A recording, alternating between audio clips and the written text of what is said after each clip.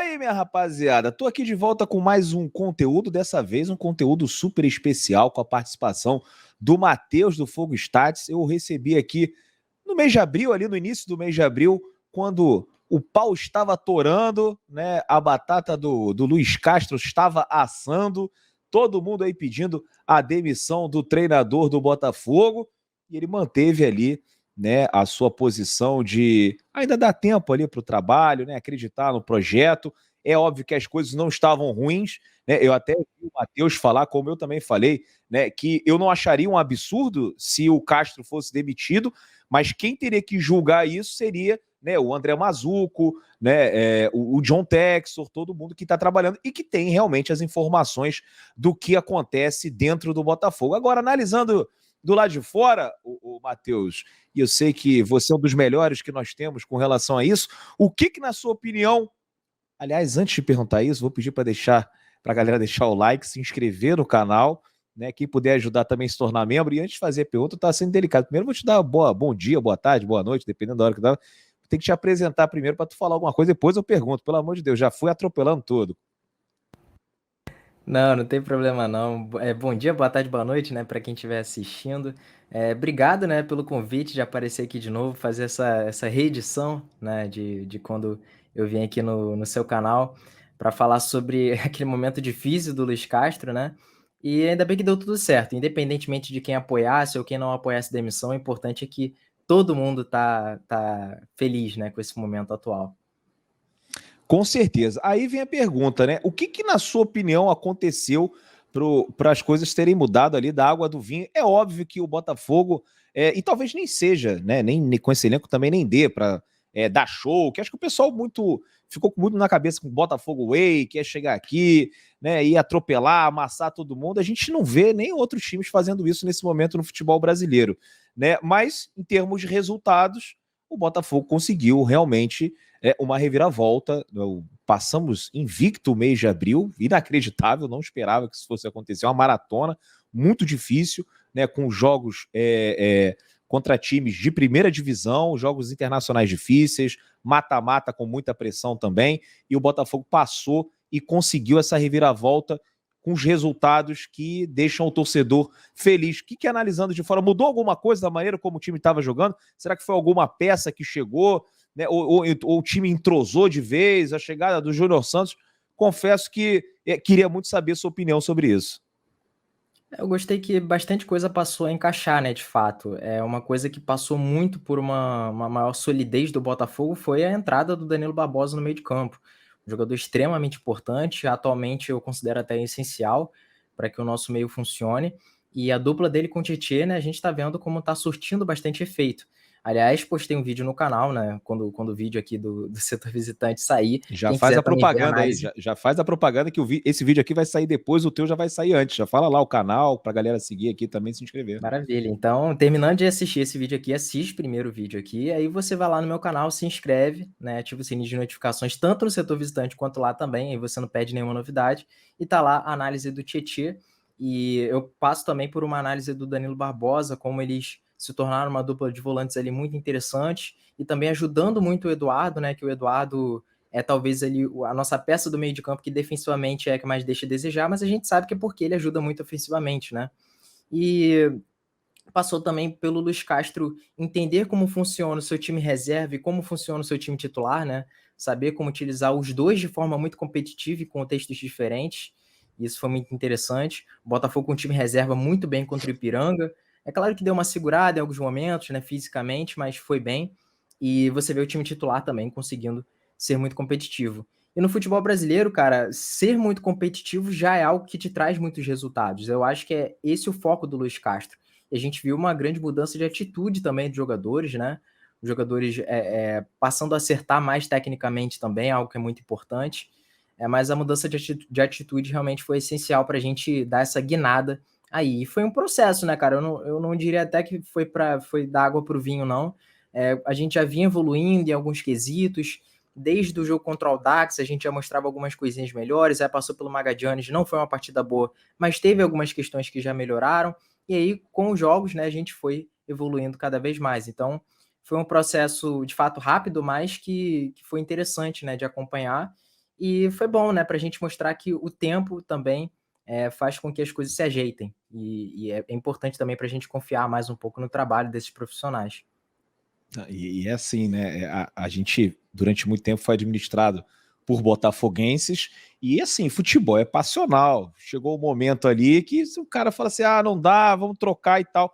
E aí você tem uma administração, né, menos clubista, né? Os caras ali, né, além de tudo, muito competentes, né, Matheus? Seguraram, né, não demitiram, até porque uma demissão do Castro também ia implicar no pagamento de uma multa altíssima.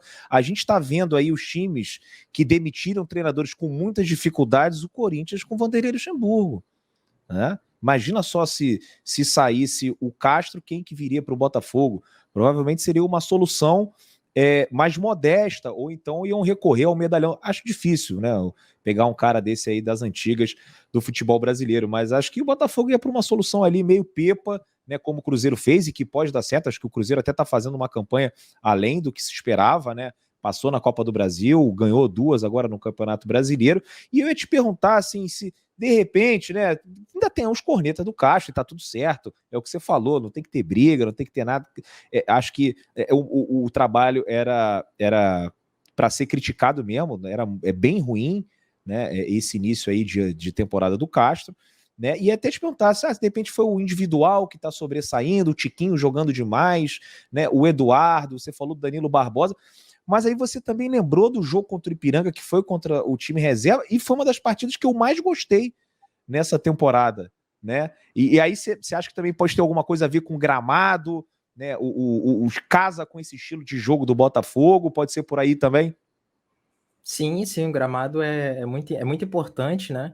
E é bom a gente estar se adaptando cada vez mais, até porque com o sorteio da Copa do Brasil teremos 2 jogos, né, ida e volta no sintético, então são 2 equipes ali que estarão acostumadas a esse tipo de gramado. E claro que é um diferencial, né? A gente assistiu no jogo contra o São Paulo, por exemplo, São Paulo se viu muito complicado ali pela questão do gramado, eles não esperavam que a bola corresse tanto, né? E os jogos do Botafogo em casa vão ser isso, cara, vai ser esse padrão, intensidade o tempo inteiro, assim, a bola realmente corre, não tem nada que faça ela ter mais, com que ela corra mais devagar, né?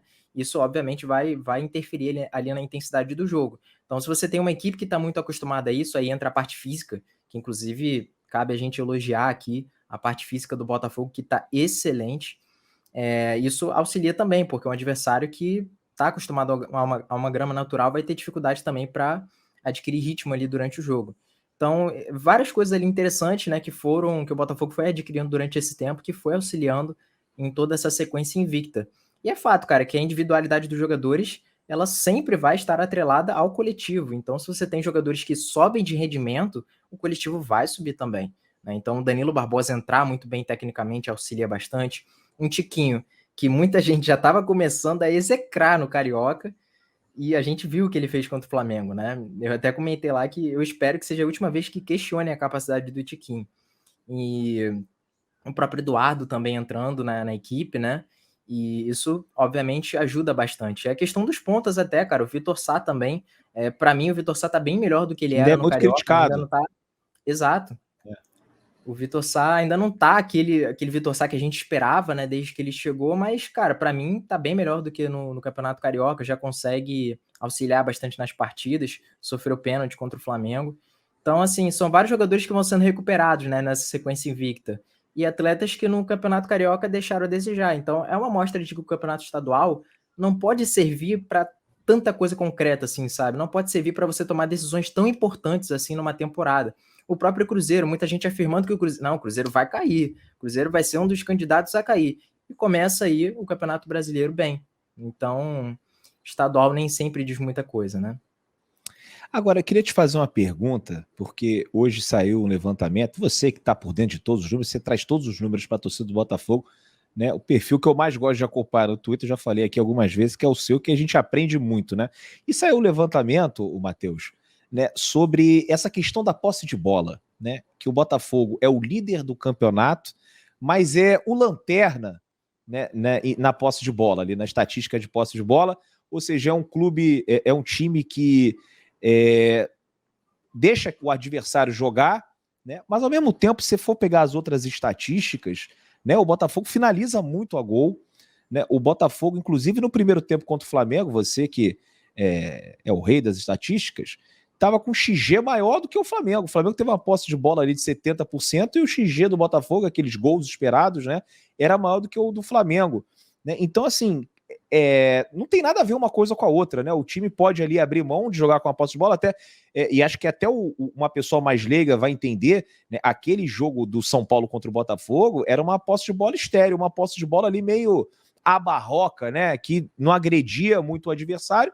O Botafogo entregou ali a bola e acabou ganhando o jogo. Teve um jogo contra o Bahia também que você falou, foi muito bem, né, na sua publicação, que você mostra que o Bahia controla o jogo durante 30 minutos, mas também não incomoda muito o Botafogo. E aí o Botafogo começa a propor mais o jogo, consegue fazer o gol, né, com o Júnior Santos, depois o Bahia empata, o Botafogo continua controlando, o Botafogo tem maior posse de bola, aí quando o Botafogo faz o gol, ele dá a bola pro Bahia e se defende, mas mesmo assim ainda é perigoso no contra-ataque. Como é que você explicaria assim para as pessoas que vêm assim, pô, mas como é que é possível? Porque a impressão que tem quando você lê uma estatística dessa é que o time não tem mérito, né? Foi uma sorte, uma grande cagada, né? Ganhou os jogos meio que sem querer, ali com todo mundo se defendendo, achou um gol e aí ganhou as 3 partidas seguidas. Mas não é isso, né? Não tem nada a ver, né, Matheus? Pois é, cara, algo que influencia bastante também na nossa posse ter caído, já era pequeno, obviamente, eu vou explicar como é o contexto, mas também teve a questão da gente ter atuado com um a menos praticamente um tempo inteiro, né, do segundo tempo contra o Flamengo, então isso obviamente influencia. E outra coisa, só para complementar, é porque tem jogos que o Botafogo tem a posse maior, por exemplo, contra o Ipiranga, contra o César Vallejo. Contra o César Vallejo a gente ficou com 70. Então, assim, é uma adaptação com relação ao adversário, porque, por exemplo, o Palmeiras às vezes tem a posse de bola absurda. Aí vai jogar contra o Flamengo, que é melhor do que eles, assim, técnica individualmente, e aí acaba abdicando ali da bola e deixa o Flamengo com a bola, né? Só para complementar e contextualizar a pergunta também. Não, dá perfeito. E assim, muito desse pessoal que fala sobre a posse de bola do Botafogo tá apaixonado no jeito do Fortaleza de jogar, né? Fortaleza está só 2 degraus acima do Botafogo. O Botafogo tem uma posse média de 32,7%, Fortaleza tem de 39,7%. Não muda muita coisa. São duas equipes que gostam de jogar um pouco sem a bola e atacar os espaços. O Botafogo, por exemplo, tem um dado bem interessante. O Botafogo é uma equipe que concentra pouco os seus botes no terço final e concentra pouco no seu último terço defensivo, né? Imagine o campo dividido em 3 partes. Então o Botafogo ele concentra a maioria dos seus botes no terço central, né? naquele terço ali do meio de campo. Então o que o Botafogo faz?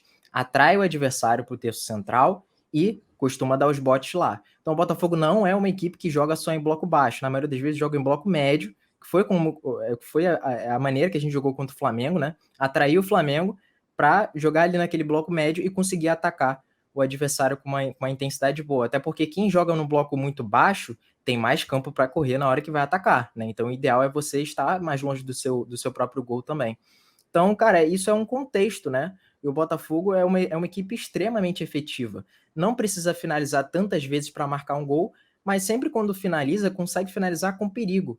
Cria com bola parada, fez gol de bola parada contra o Flamengo, fez gol de bola parada contra o próprio São Paulo, consegue também fazer gols com bola rolando, consegue fazer gols em transição. Então o Botafogo já fez gols de várias formas, né? E mostra como consegue ser efetivo em várias delas.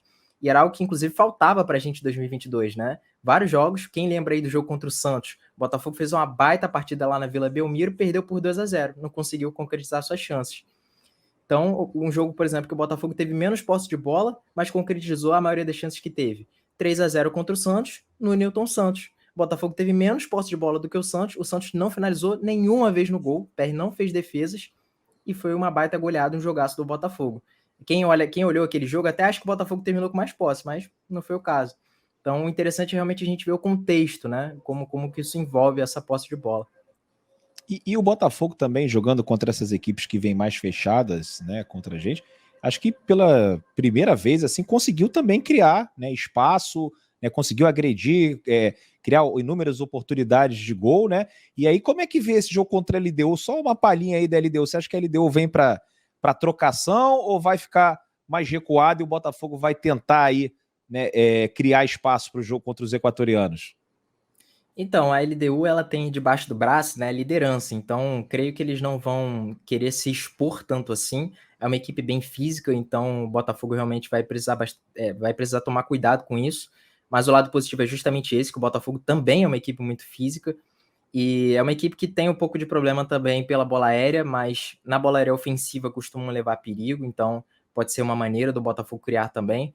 Eu acho que a LDU possa vir um pouco mais retraída. Eu não acho que eles vão querer se expor tanto contra a gente aqui no Newton Santos, ainda mais porque eles sabem que o gramado é diferenciado. Então não é algo que eles estão completamente acostumados. E realmente quem vai tomar um pouco mais de partido no jogo vai ser o Botafogo. Mas algo interessante que o Botafogo pode fazer é dar aquela falsa sensação de que a LDU pode sair, de que a LDU pode tentar dominar um pouco mais o jogo e aí matar nas transições, né? Vai ser mais um grande teste. Eu queria agradecer demais o Matheus, que hoje estava todo atarefado, muita coisa para fazer, parou aqui para falar 15 minutinhos, né? Porque merece, né? Bancou o Castro, os negócios estão dando certo, já estava no momento ruim, agora tem que vir aqui falar no momento bom. Você sabe que a porta está sempre aberta para você. Antes de fazer aí a propaganda do canal do Matheus, vou pedir para vocês deixarem o like aqui, se inscreverem no Setor Visitante, conteúdo todo dia, tem um membro também, um plano de membros. A partir de R$ 5 vocês ajudam. E o Fogo Status, todo mundo que conhece o setor, conhece o Fogo Status lá do Twitter, né? O perfil mais bacana de se acompanhar nas redes sociais, que agora tá com um canal também, Matheus. E aí, como é que o pessoal faz para baixar? É Matheus, Fogo Status, como é que faz para baixar? Então, no YouTube é @Fogostat, mesma coisa no Instagram, mesma coisa no Twitter, em todas as plataformas aí você me acha da mesma maneira.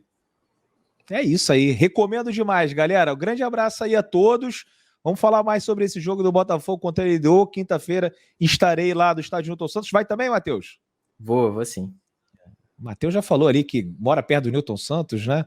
E agora não tem desculpa, né? Ainda fiz o sócio também, tem que colar em todos. É isso aí, rapaziada. Muito obrigado aí pela audiência. Tamo junto. Grande abraço.